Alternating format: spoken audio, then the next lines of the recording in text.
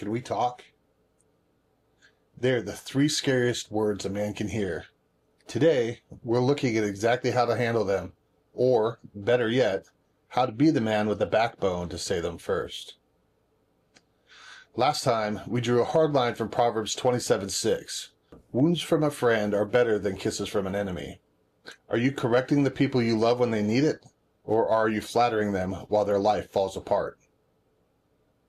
Most men don't need another sermon on this. They just need the mechanics for Monday morning. Here are the three frameworks to stop flattering and start leading. If your current strategy for "can we talk" is to freeze and wait it out, use this instead.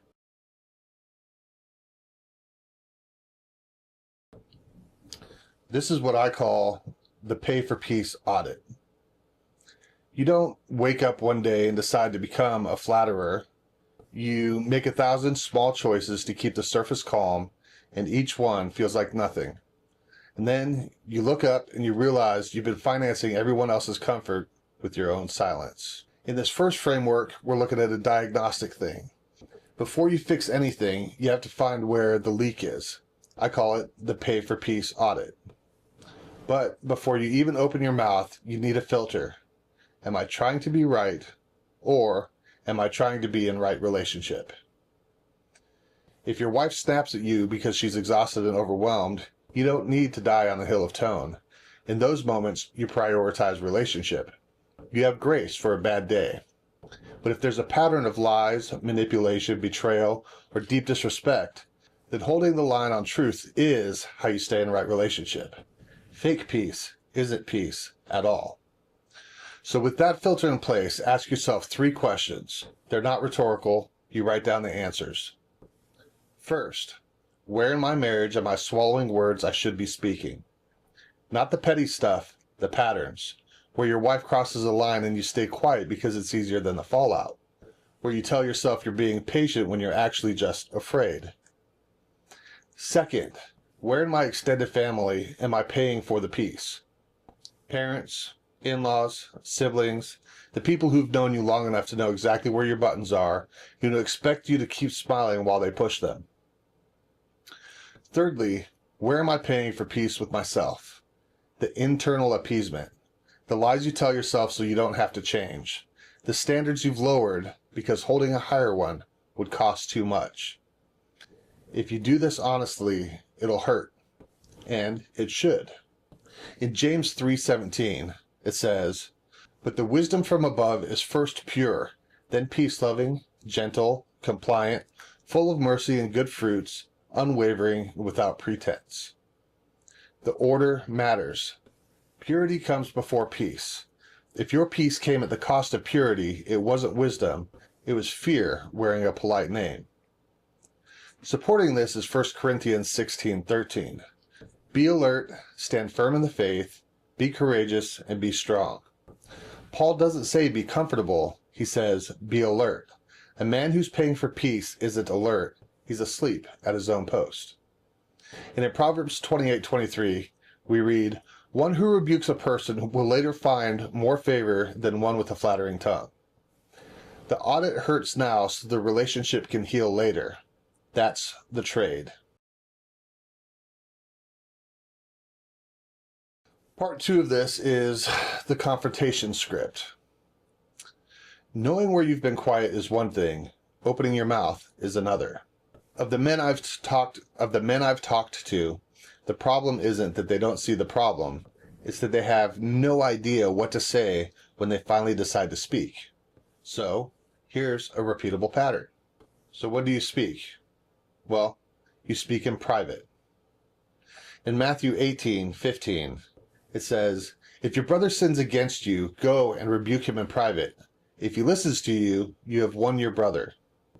Not a text, not a passive-aggressive comment at dinner, not a public call-out. Private and face-to-face if you can. The goal is written into the verse. Winning your brother. Not winning the argument, winning the person. So what do you say? Here's 3 pieces. First, open with what you see, not what you assume. When you said this, here's how it landed with me. You don't open with "you always" or "you never." You don't diagnose motive. You describe the action and the impact. That's it. Second, you state the line. I love you too much to let this keep happening without saying something. You're naming that this is costing you something to say, and you're saying it anyway because they matter. Thirdly, you stay open. If I'm reading this wrong, please tell me. That's not weakness, that's humility. The friend doesn't assume he's right about everything. He assumes he owes the other person a hearing. Now, how do you say it? What tone do you hold? You're calm. Not cold, calm. If you're shouting, you're not wounding like a friend, you're swinging like the enemy. In Ephesians 4:25, it says, Therefore, putting away lying, speak the truth, each one to his neighbor, because we are members of one another. The truth is held inside relationship. You speak like you belong to each other, not like opponents. And here's what most men miss. Don't apologize halfway through. Once you start, finish. Nothing undermines a confrontation faster than, I'm sorry, I don't mean to be difficult, if you're going to say the hard thing, just say it clean. In Leviticus 19:17, it says, Do not harbor hatred against your brother. Rebuke your neighbor directly, and you will not incur guilt because of him. Not rebuking isn't kindness. It's hatred dressed up and called patience. Directness is the evidence that you actually love them.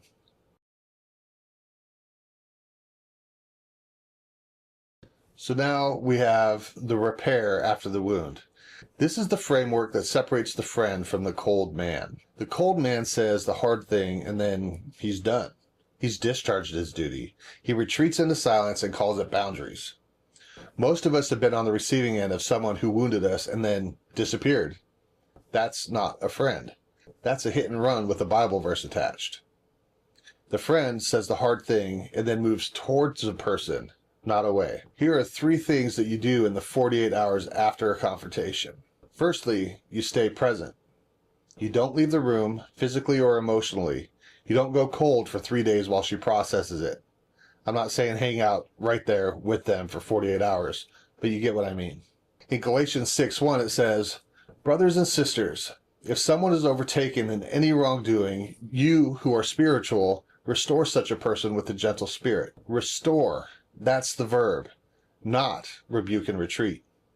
Rebuke with the goal of restoration. That means you stay close enough to do the restoring. Secondly, you absorb the reaction without matching it. When you wound someone, even lovingly, they're going to push back. They might get angry. They might cry. They might accuse you of exactly what you were afraid they'd accuse you of. Your job in that moment isn't to defend yourself, it's to hold steady. In 2 Corinthians 2:7-8, it talks about forgiving and comforting someone after they've been confronted, so they aren't overwhelmed by excessive grief. The friend wounds, then makes sure the wound doesn't kill. He stays close enough to bind it.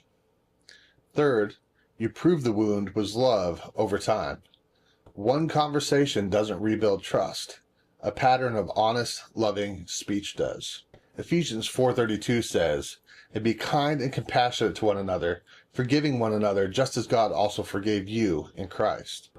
Kindness and compassion aren't the opposite of the wound. They're what make the wound heal instead of fester.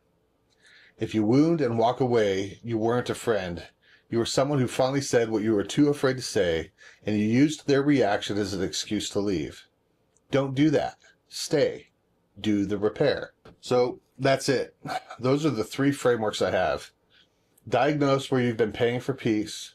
Learn how to speak the hard thing directly. And once you've wounded someone, stay long enough to help them heal. The enemy in Proverbs 27:6 doesn't just wound. He wounds and leaves. Or he never wounds at all and calls that love. The friend does the hardest thing. He wounds, he stays, and he trusts God with the outcome. Your peace is not worth their ruin. Find the places you've been quiet, open your mouth, and when it's hard, and it will be, stay. If this landed, drop a comment. Tell me which of these frameworks you need to work on first. I read them. I'm Wade, and this is God and Grit.